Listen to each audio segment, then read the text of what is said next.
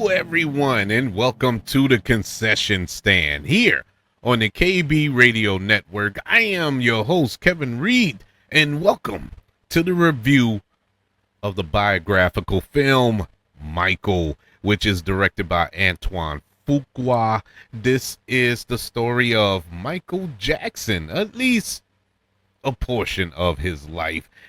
In the film, Michael Jackson is portrayed by his nephew, Jafar Jackson, who is the son of Jermaine. And in the film, it follows the life of Michael Jackson, and it covers the involvement with the Jackson 5 through the 60s, and we go into the 80s during his Bad tour. Also in this film, you have Nia Long, Miles Teller, Mike Myers pops up in this movie, and Carmen Domingo playing Joe Jackson in this movie. I mean, come on. Everybody's a Michael Jackson fan. I don't care. Black, white, male, female, adult, child, Christian, atheist, monkey. Everybody is a Michael Jackson fan. Young, old. We all enjoy Michael Jackson, going back to the Jackson 5, all the way up to his untimely passing. And, you know, watching him in concert, and I'm talking real Michael Jackson, watching him in concert and witnessing grown men burst into tears, and not from the performance. It was a concert that I think HBO did, and this was like in the 90s. And it was a special. It could have been bad. No, well, I don't remember. But either way, the start of the concert, Michael Jackson, he pops up from underneath the stage, and he's just standing there like a statue. And he stood there for a good 5 minutes. It could have been longer. It could have been shorter, but it felt like 30. But he stood perfectly still. No music. No singing, no dancing, just still. And the crowd was going insane. It was somewhere overseas where he was performing this. I want to say London, England, or something like that. And grown men were just crying at a statue. You know, he wasn't doing anything. He was just standing there. In the mere sight of him invoked this reaction. And then, hey, he went into his full Michael Jackson performance after that, of course. And then there's, of course, the famed, I think, 25-year Motown anniversary show, or whatever it was. It was the Motown show when he broke out the moonwalk for the first time on live television. In that performance, epic. You know, he is pop culture. He is a vast majority of the population on planet Earth's childhood. It was a moment, man. It was a time to be alive when Michael Jackson was at his peak.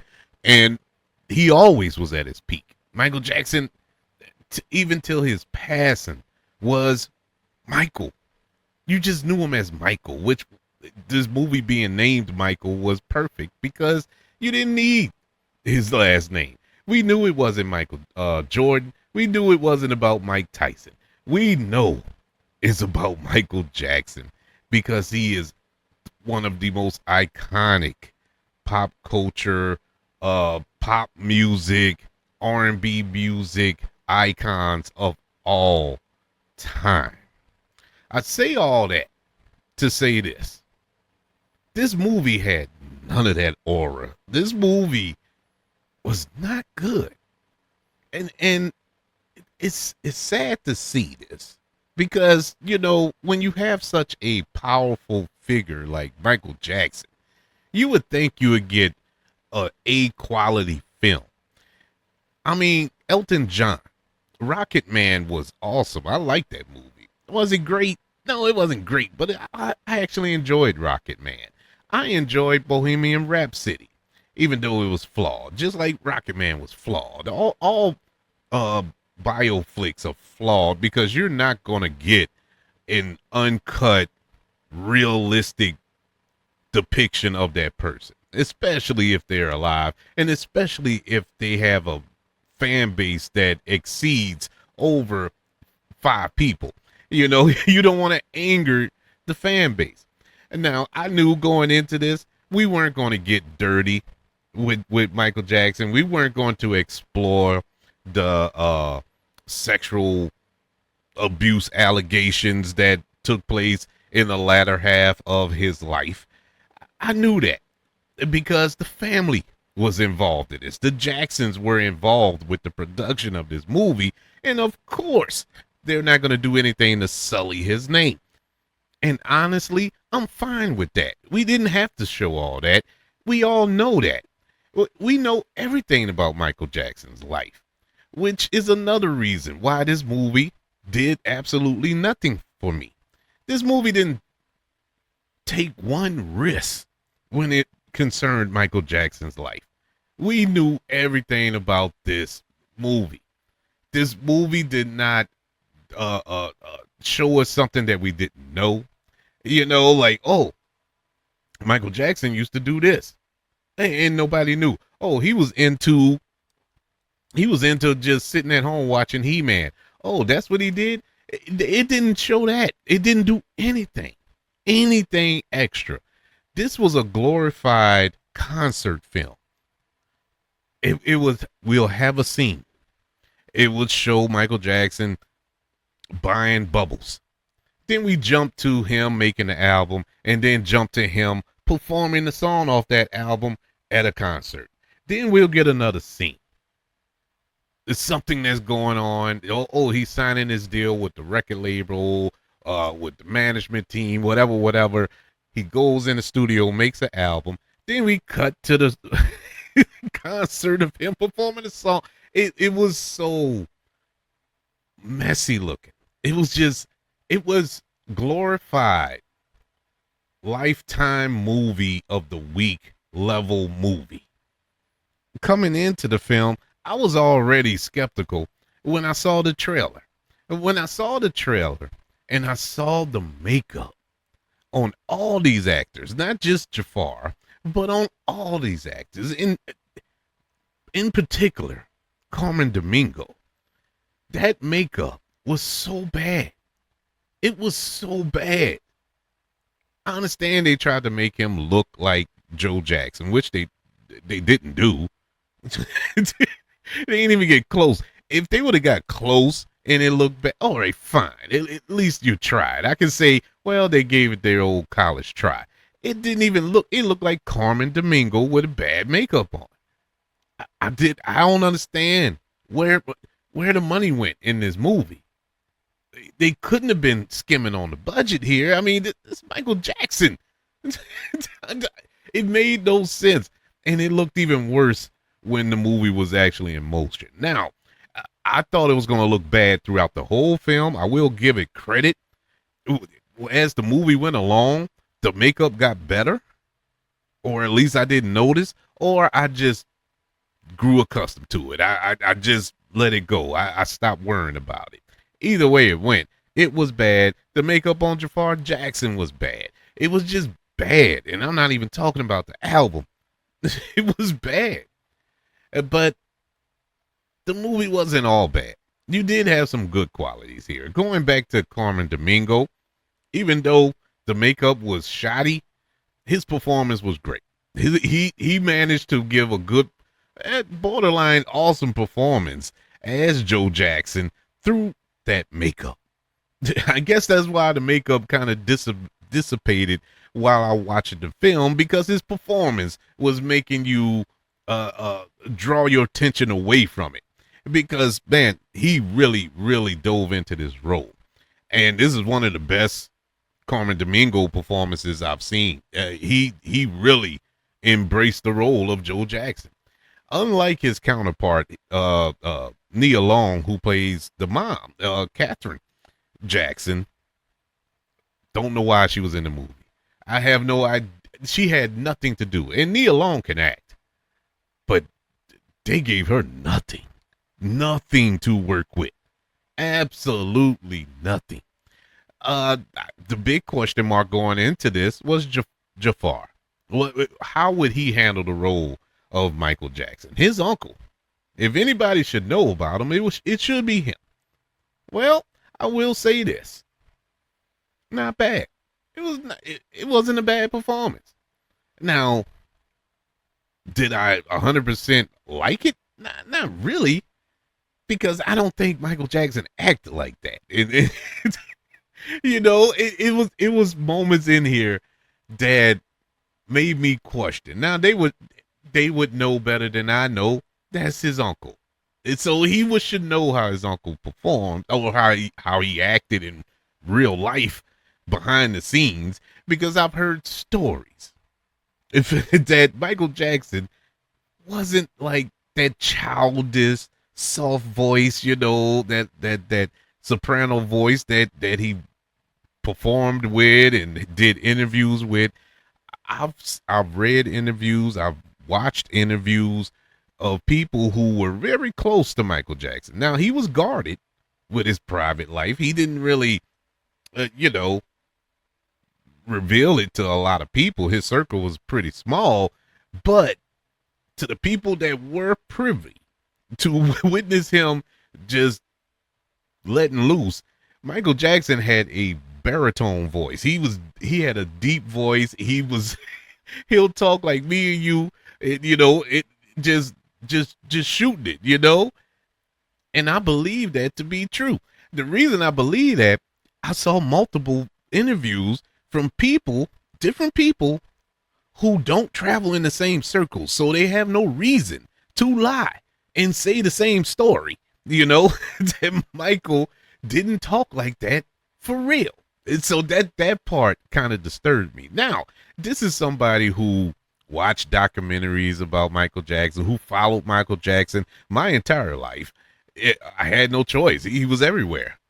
So I was really into Michael Jackson, and I told the story before a million times. Now this is going to make it 1,000,001.